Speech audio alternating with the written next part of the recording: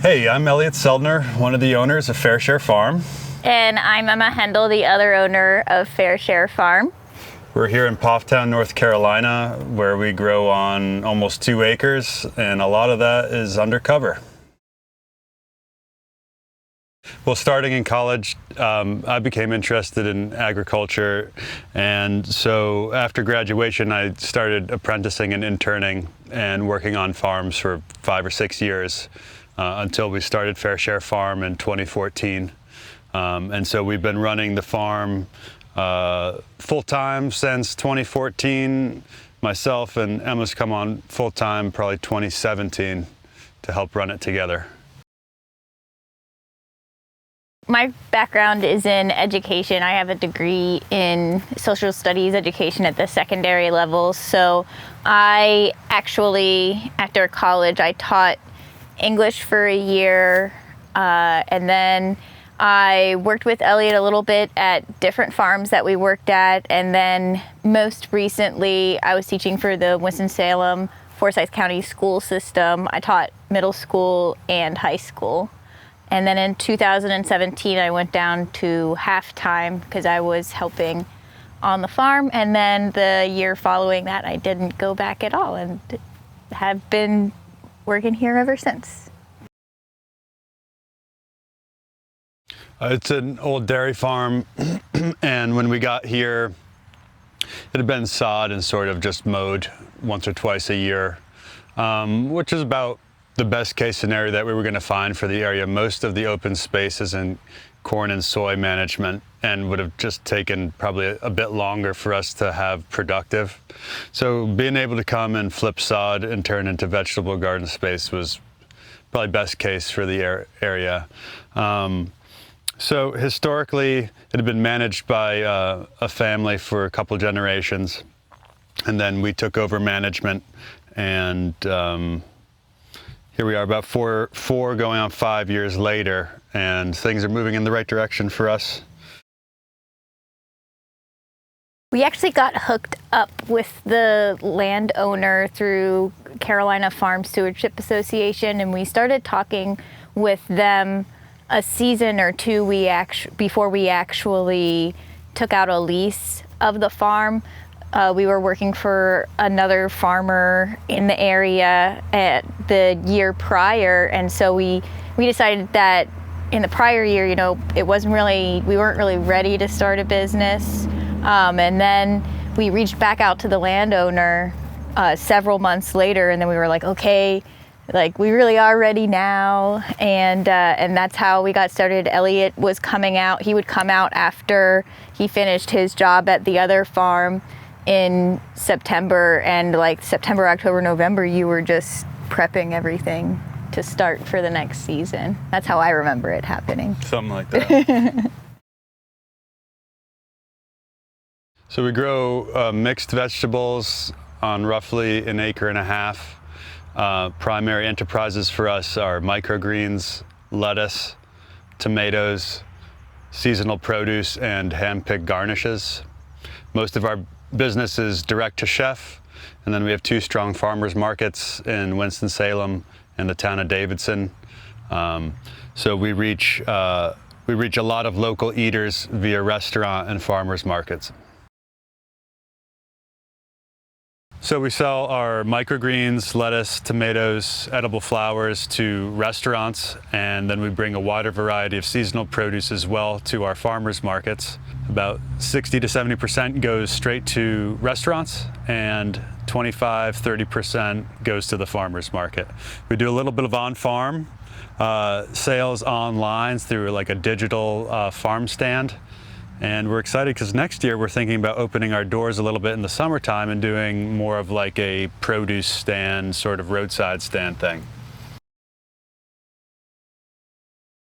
Me continuing to work while Elliot was getting the project started was really how we were able to finance it. So we took out a small loan with the USDA. They have a microloan program, and then basically all of my salary was going towards paying for the rent of the farm, making sure that we were paying all of our bills and keeping up our household and things like that. And I think if we were both to have gone into it at the same time and expected the farm to support us both full time, I think it would have been very difficult for the farm to have been successful in getting off the ground.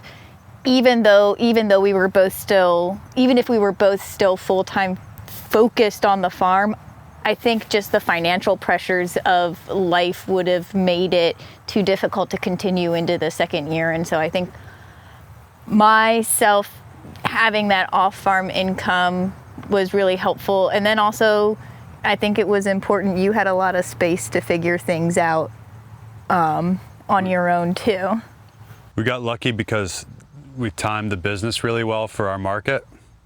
And so imagine if the timing was off and we were both trying to support ourselves doing this. We're young. We were, at the time when we started the business, we were like 24, 25. So we didn't have another career's worth of savings or anything like that to transition us over. So it was just what we knew we needed to do. And luckily Emma was willing to do that.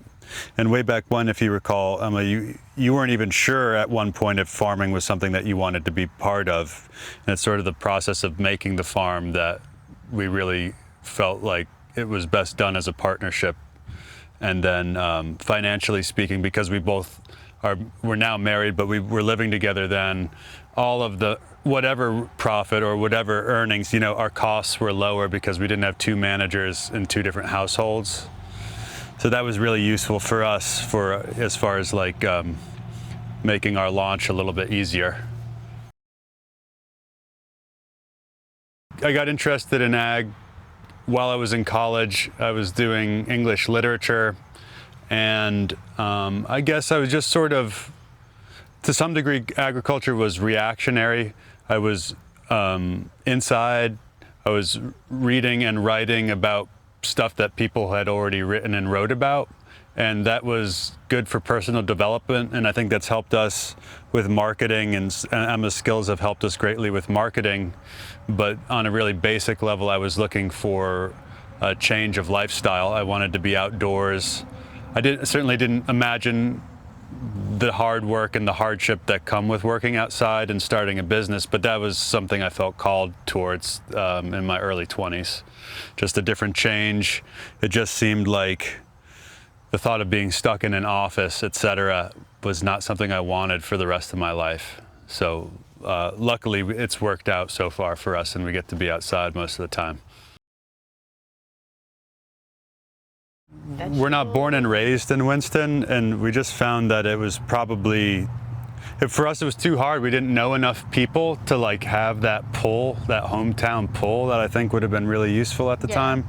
We found that being transplants here, that focusing on quality of product and what other folks weren't doing was most useful, and that's why we sort of fell into that restaurant groove, first with microgreens and then lettuce and our other products. And that's worked out to be more profitable for us because we haven't needed to offer the spectrum of seasonal produce to satisfy a CSA. We found the CSA to be a lot of work for not the right amount of return, and a lot of the work was interpersonal too, and just communicating with everybody involved, and it was too much for not enough. And so the next year we did just a salad based CSA. We trimmed it down, and so we tried that for a while, and then the third year we didn't do any CSA. Yeah. So we transitioned out of that pretty quickly. We found that it just didn't fit what we were interested in, what we wanted to be doing. Things that have worked out well are, micros. Luckily, we had some guidance early on, and some important folks for us helped steer us towards selling greens. We always knew we wanted to do lettuce and other baby greens and stuff like that, in part because of the Quick Cuts harvester and how that we had first farm we managed, we were doing greens because we were interested, and we had seen like Elliot Coleman's photos and solid stand, the beds and stuff, but along the way we started figuring out how to make that happen, and we just followed our interest. And that's I think the takeaway there is we've just pursued the things that we've been passionate about, and that's what we've been able to sell the easiest as a result. So here at the farm, I kind of do a lot of work separately and on my own because I'm handling a lot of the marketing and keeping track of sales and accounting and payroll and other general office work. Also ordering of supplies and making sure we have enough packaging inventory, chemicals, whatever we need. And I also handle all of our food safety issues. I'm our food safety officer here at the farm, so that's just making sure that we're FSMA compliant and that everybody is trained and healthy and ready for work. So I spend a lot of time walking around with a clipboard and writing down whatever is available for sale and tracking our produce inventory online, making sure that we sell enough but don't oversell other items, and also updating any digital marketing stuff like pictures of products as they change seasonally, and then just overseeing the packing up and then delivery to our chef customers. So I right now I'm going out on delivery twice a week, and Elliot goes out once a week. I think that it's unique that it really is a full-time farm. It really does support us, and we can't do it on our own anymore either. And so it's our whole life and livelihood. And so I think that's unique. Like a lot of farms are, like a lot of people are farmers and they're great farmers, but maybe they're part-time farmers or they're aspiring to be a farmer or, and this and that, but it's 100% what we do every day. And our mission is to grow the best food we possibly can and to feed as many people as we can. And hopefully in doing so, we get to make money and our crew gets to make money. And those three tenets give us a lot of flexibility to pursue our business and grow the food or products that we need to. And alongside with that, it's to bring joy to people's lives. And with fundamentals like that, it's very easy. It's been very easy for us to succeed, because we try to boil that down and stick to our values in that regard. Yeah, that's been key to our success. Well, we grow our lettuce under cover. That helps us maintain clockwork style timing. Like a lot of modern businesses, we try to run it just in time, and we need to be able to plant, cultivate, irrigate, harvest on our schedule. So simple and cost-effective improvements like the Caterpillar tunnels help us stay on a schedule that's our choice. That makes things like taking a day and a half off Saturday and Sunday for the whole crew feasible. That's what lets us offer paid time off for our crew. That's what lets us leave the farm. So growing undercover, using lists, using SOPs, these sorts of things help us keep the farm growing, keep people trained and improving without micromanaging. Those sorts of strategies have been crucial. It might sound really boring to do things the same way on the same day. But I mean, sticking to a schedule and having the ways and the times that you do things. But it's actually really nice because then you can anticipate what's happening and make improvements. Yeah, because a schedule gives you mental space to then tweak and improve the system, and that's what keeps it interesting for everybody. It would be pretty boring if we were just doing the same thing. So it might be the same lettuce year over year, but we're always looking, is the spacing right? Is the timing right? These sorts of things continue to steal our interest. The caterpillar tunnels are really important because they're allowing us to grow year-round and harvest lettuce every week regardless of the weather. And they also, I mean, it's really important to be out there getting the work done when it needs to happen. And for me, that's why they're so important. Caterpillars do provide space for our crew to be working in 4 seasons, so that's valuable. The initial cost of one structure is fairly low, so the return on investment is quick. That was the defining criteria for us choosing these over going with a different company with probably, so we decided the narrower structures were worth it because we were able to cover more space at one time than going with something that might have other benefits. But at the end of the day, for our startup, we opted for a balance between cost and value and structure, and so far so good.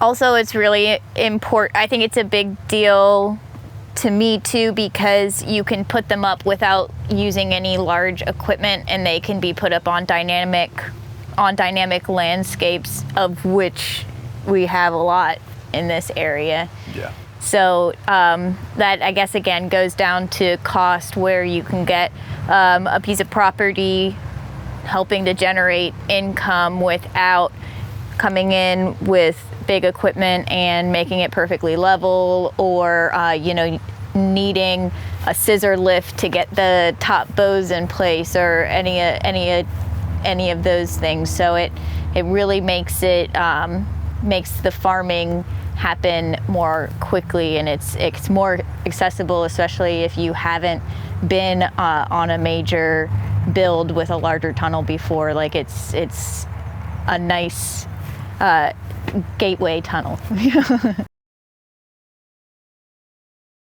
After building the caterpillar tunnels from scratch in the past, we just knew sort of where we wanted them to be. We understood what we would be getting in the kit, and it made purchasing and doing our extras pretty simple also. So we've taken the basic kit and run with it some, but mostly that it was just ready to go. Yep, we've got 20 100-foot long caterpillars sited in 2 columns of 10, and that's where we rotate our lettuce and tomatoes and other seasonal things through, depending on the time of year. Caterpillar tunnels help us supply our customers with lettuce 52 weeks out of the year. So, and that way we couldn't do it without them. The return on investment is quick for us, and maybe for that reason alone, I'd recommend using them. I think they're a great way to start building your business and allowing you to sell products closer to year-round. And let's see, and then also if you have a mind for soil conservation, starting to get some of your farm covered will help protect you against erosion and yeah, all the negatives that come with that. And that's really crucial as far as keeping your soil life happy and populated. Yeah, it's crucial. Not losing your soil frequently is really nice. So we know that generally our best soils are undercover, whereas our field growing is a bit more expensive because we lose nutrients and biological populations seasonally as we rebuild them to plant, and then lose it throughout the course of the season before we rebuild it again next year.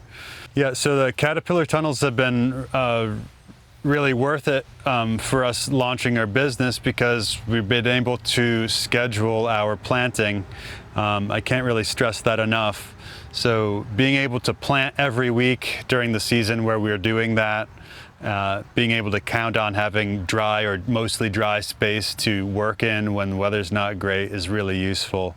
And then again, soil conservation is important to us as organic growers, and having space under cover, and now more of it under cover than not, that's been really great for maintaining all the energy and inputs that we've applied to the space underneath. So I would recommend it for those who are looking to boost revenue on the shoulder seasons and those who are interested in maintaining the investments in the soil that they've already made.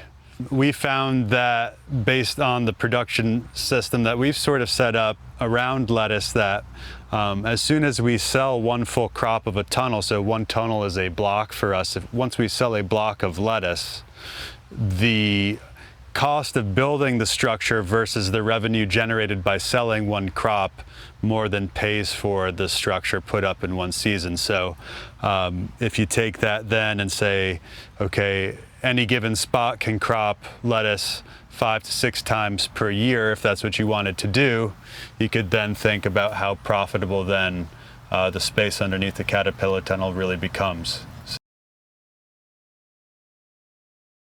Yeah, we use the quick cuts several times a week to cut microgreens, and then we will cut some baby leaf greens with that too. I think it was invented for baby greens, and that's sort of the mindset where we were bringing it from. That, like I said, opportunities came with microgreens, and we applied what we knew from using the quick cuts to the micros, and in a very similar fashion, we just set up sort of a bed of microgreens in a line and go zip like that. It was a why not? Like, why not?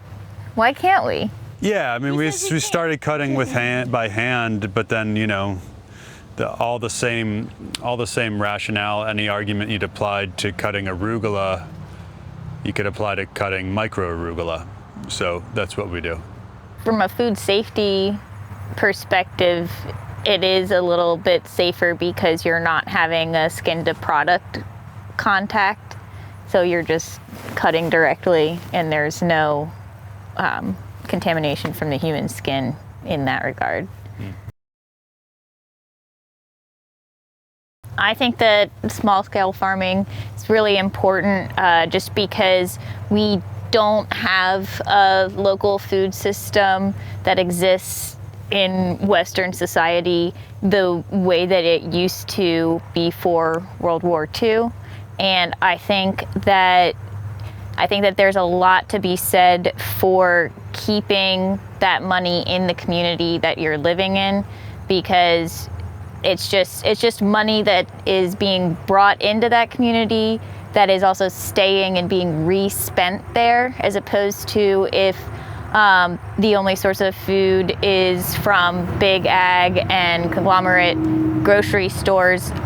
Most of that money is staying in the pocket of the people that own those systems, and it's not going to be reinvested in the community or provide these special types of jobs for people in the community. So that's why I think it's really important. So that's more of like a larger thing. I think it's also really important for innovation and figuring out how we can do this in a more environmentally regenerative way.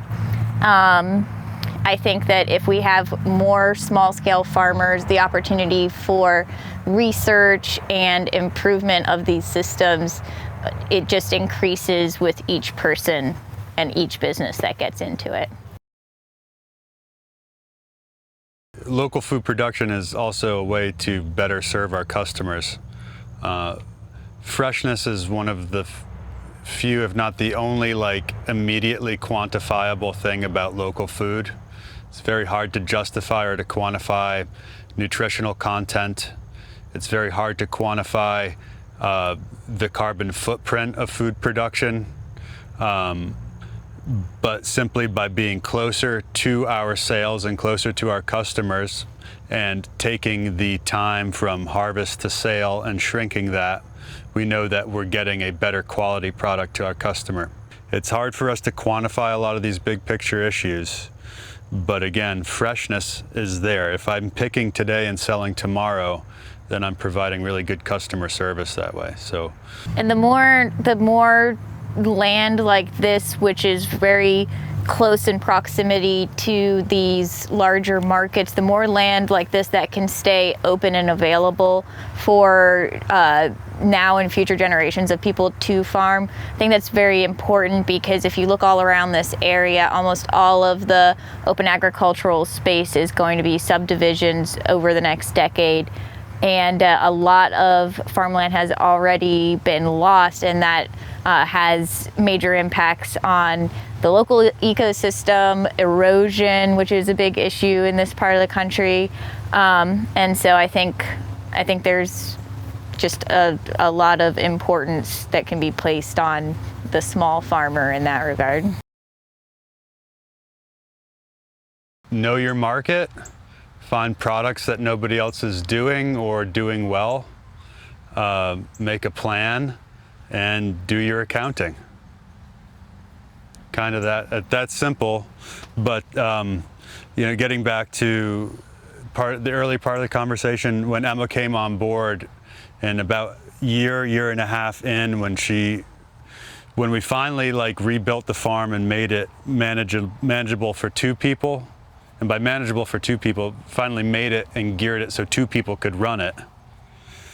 She really has taken the accounting and the sales thing in stride. And so now we're getting far more done and feeding a lot more people than sort of going at it, shooting from the hip, growing, trying to find customers, this and that. And so having two brains wrench on the business has been really useful too. So if I could recommend also that people get 2 people involved, or more than, even, it's tough. 1 person is great, 2 people is pretty good. Once you start having more than that lead something small, then it becomes cumbersome maybe. So I guess good leaders, good communication, plan, know your market, those sorts of things. Timing too. Make sure you're launching your business when the market is ready for that product.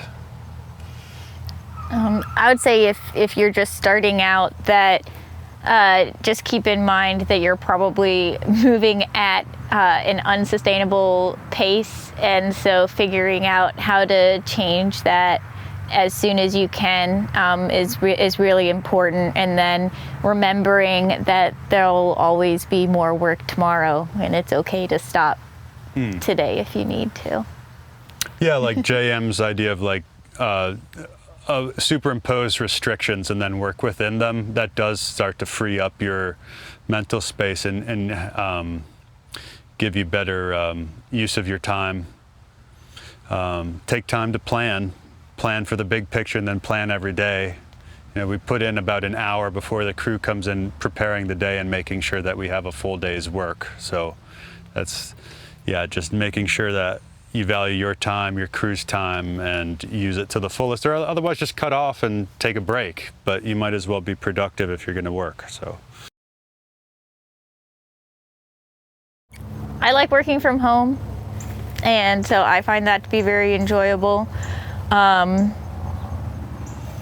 like customer service, man. I like growing great quality produce and delivering that and getting positive feedback. That's why I do it. I like the farm to be aesthetically pleasing. So at the end of the day, knowing that things look good. And for us, things looking good means that we're growing organically. So that means the soil's is generally healthy or tipping towards healthy, and so just an emphasis on soil stewardship and customer service just keeps me very much interested and engaged with what we're doing, because there's no end to improvement, and maybe, so I'm very into the customer service end of things, because organically grown produce done well is a customer service thing for us.